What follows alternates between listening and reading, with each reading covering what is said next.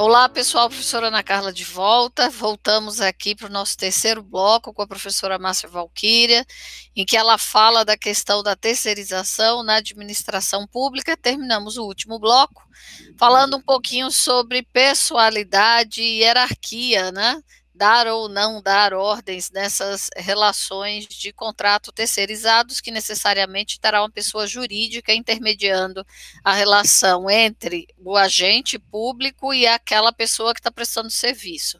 Entre eles existe uma pessoa jurídica e essa sim é que teria o poder hierárquico sobre aquela pessoa e seria responsável por lhe aplicar qualquer tipo de advertência, sanção ou dar as ordens de como deva ser executado o contrato, que certamente deveria ser relatada entre gestor do contrato na administração pública e gestor do contrato na empresa contratada. Esse é um tema muito interessante e a gente vai ver na rotina da gente do dia a dia da administração pública ou mesmo nas empresas privadas que nem sempre isso é obedecido, o que enfraquece a tese da terceirização lícita, né, dentro desses, principalmente quando se tratar de atividade fim, dentro dessas relações entre contratado, né, prestador de serviço, porque o contratado é PJ, entre prestador de serviço e administração pública. Professora Márcia, por favor. Muito bem, então, voltando aqui à questão da pessoalidade da subordinação, quando a administração contrata uma empresa, ela tem que ter dentro da administração o gestor do contrato e a empresa vai ter um preposto. Então, qualquer contato no que diz respeito à necessidade de melhorar o serviço ou até os atrasos e as faltas dos terceirizados, isso deve ser visto entre gestor de contrato na administração e preposto, a conversa é entre os dois. E quem vai conversar com o funcionário terceirizado é o preposto. Então, não pode o servidor público controlar horário de trabalho desse terceirizado e nem dar ordens para o terceirizado. Também não pode solicitar que sejam feitos outros serviços, o que pode resultar em um desvio de função daquele terceirizado. A professora Ana Carla tocou num ponto interessante. A gente que trabalha dentro da administração pública, eu tenho 30 anos de administração pública, eu já vi isso acontecer, de você gostar lá da funcionária terceirizada que trabalha, que faz o café, e que é uma pessoa que a gente acaba tendo uma afeição, e quando troca a empresa a cada 5 anos, né, vocês sabem que o prazo máximo de contrato dentro da administração pública é 5 anos, há uma certa vontade de quem está ali naquele setor, quer dizer, dos servidores da casa, há uma vontade de que a dona Ana, a dona Cida, desculpe, Ana, falar aí, mas a Cida, a Rita, eu estou até falando sobre nomes que eu já convivi. Teve uma Ana na minha vida, do café, de uma copeira, etc. E vocês sabem que é interessante para a empresa que ganha assimilar esses funcionários, porque ela vai ter o mínimo de problema possível aí, porque como eles já estão treinados, já conhecem o caminho do trabalho, já sabem como as coisas são feitas no dia a dia, a empresa vai ter menos problema mantendo aqueles funcionários da antiga empresa, principalmente quando há uma troca de empresa nesses 5 anos, que às vezes pode ganhar a mesma empresa anterior, ganha a segunda licitação. Então, nesta área de limpeza e vigilância tem muita ação trabalhista, né? Tem muita ação trabalhista e a gente tem que evitar isso, que o funcionário terceirizado, ele vá na justiça do trabalho, vai requerer as suas verbas e ainda diga assim, seria o caos ele dizer, não, mas o seu fulano lá, o servidor tal, que era chefe de seção, era ele que mandava eu fazer café tantas vezes por dia. Bom, em relação às ações trabalhistas, por que esse universo de ação trabalhista é tão grande? Eu já disse no primeiro bloco para vocês que o valor de um contrato terceirizado tende a ser mais baixo do que se a administração contratasse os concursados e ao longo do tempo tivesse que pagar ali para aqueles concursados todas as suas verbas, né? Então, ele tende a ser um salário, uma remuneração mais baixa.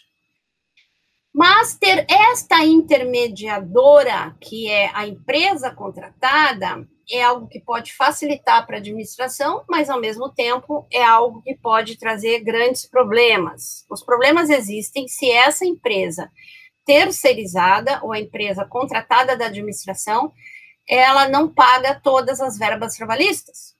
Aqui o terceirizado teria direito.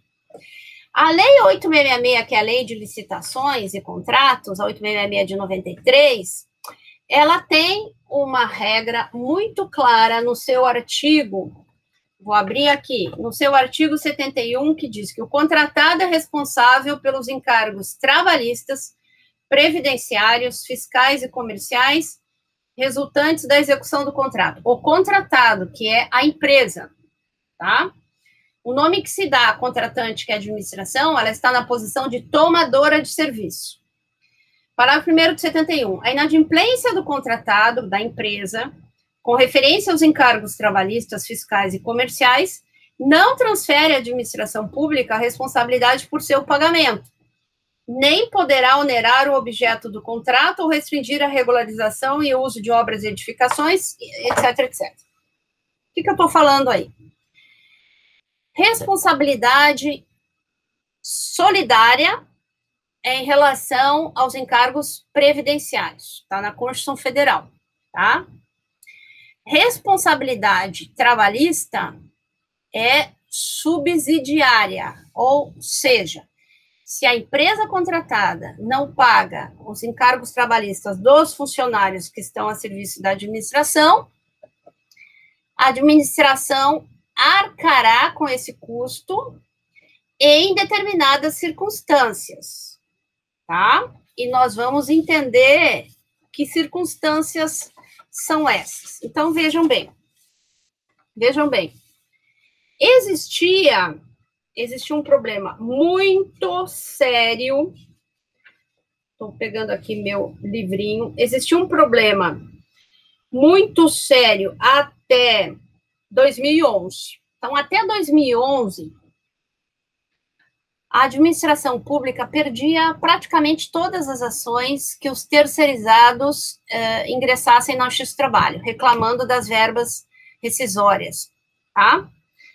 Reclamando do não pagamento de verbas rescisórias. Até que o governador do Distrito Federal ingressou com uma declaratória de constitucionalidade para dizer, é constitucional ou não é o artigo 71, parágrafo 1º? Ele queria que o Supremo dissesse que era constitucional, porque a Justiça do Trabalho, até o TST, ela não obedecia a isso. Para ela nem existia o parágrafo 1º. A Justiça do Trabalho condenava a administração ao pagamento das verbas trabalhistas. E muitas vezes, independentemente da empresa ter ou não ter condições de pagar, né? Porque às vezes o terceirizado, ele entra com ação direto contra a administração pública.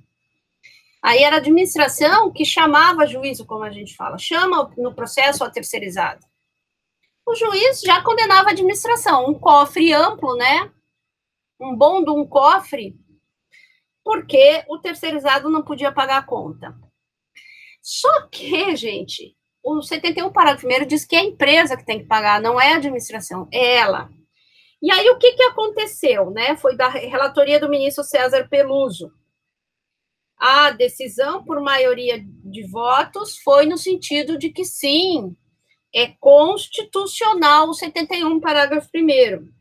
E neste voto, quer dizer, neste julgamento, se discutiu a necessidade, portanto, da Justiça do Trabalho atentar para a prova dos autos. Parece uma heresia dizer isso. Como assim que o juiz tem que dizer para o juiz que ele tem que olhar a prova dos autos? Sim, o Supremo Tribunal Federal, ele foi específico, ele disse o seguinte, a administração só vai arcar com os débitos trabalhistas se ficar provado que ela agiu de forma culposa, ou seja, omissão em vigilando ou em elegendo. Desculpe, gente, quem não é da área do direito. Ou seja, a administração não selecionou direito à empresa, ou na hora de fiscalizar o serviço, ela não fiscalizou adequadamente. Porque, assim, é um contrato de 5 anos. O que tem que fazer o gestor do contrato? Ele tem que verificar se a empresa está pagando salário direitinho, ele tem que pedir os comprovantes de pagamento de salário dos terceirizados, ele tem que pedir os comprovantes de recolhimento de fundo de garantia, de INSS, todos aqueles encargos sociais, a administração, o gestor da administração tem que ver se a empresa está ou não pagando, se não está atrasando salário. Então, o gestor, depois dessa decisão de 2011, o gestor está tendo muito mais o que fazer, né? Eu não digo para vocês que isso foi que nenhum gestor fazia nada, pelo contrário, só que não havia uma preocupação, muitas vezes, do gestor de documentar isso, de documentar a fiscalização dele.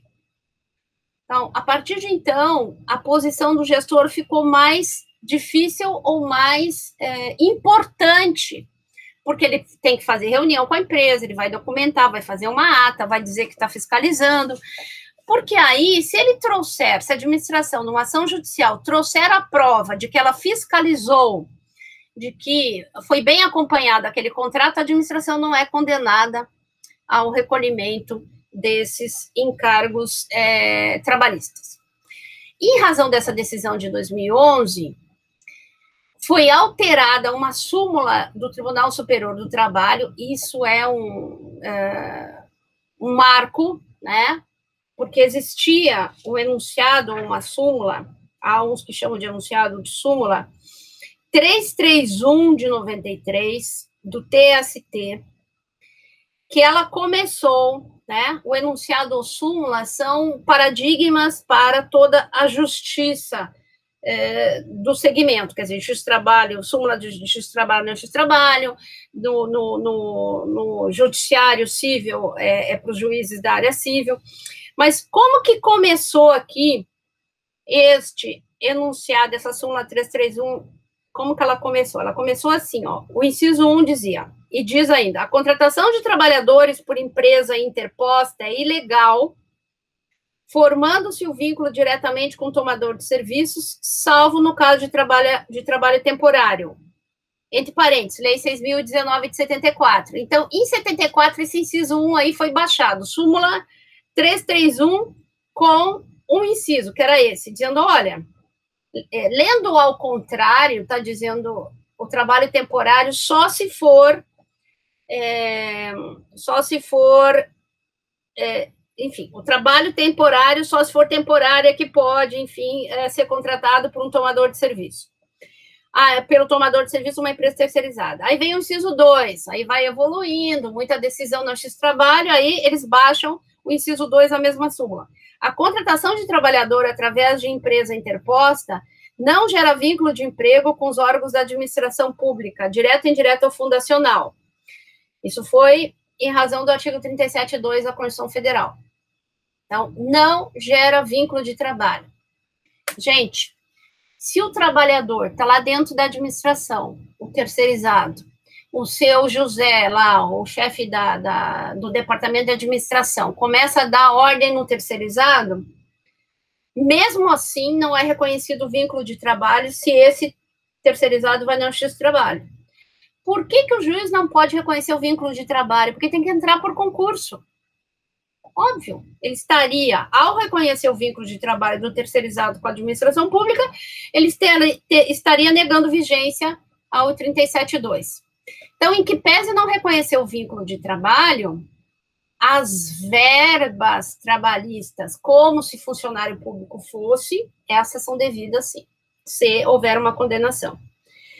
Aí o inciso 3º, não forma vínculo de emprego com o tomador a contratação de serviço de vigilância, de conservação e limpeza, bem como de serviços especializados ligados à atividade de meio do tomador, desde que inexistente a pessoalidade e a subordinação. Até aqui continua a redação, desde Priscras Eras, era assim.